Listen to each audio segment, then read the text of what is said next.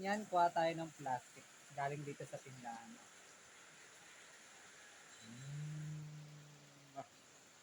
Diba?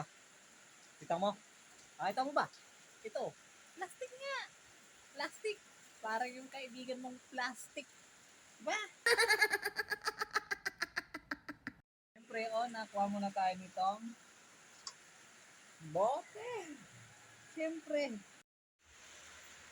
Ayan.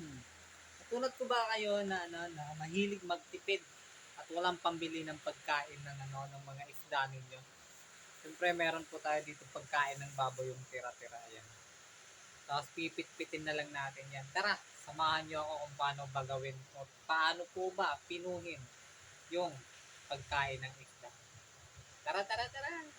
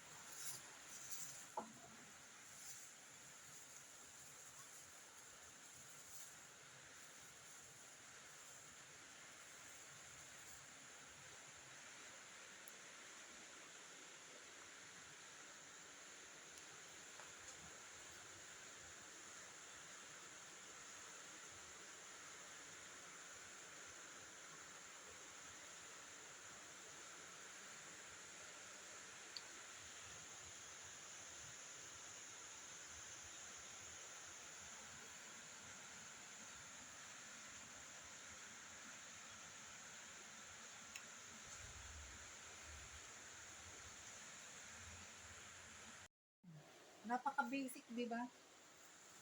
At least nakatipid ka na. Nakilala mo pa yung mga kaibigan mong plastic. Bye-bye!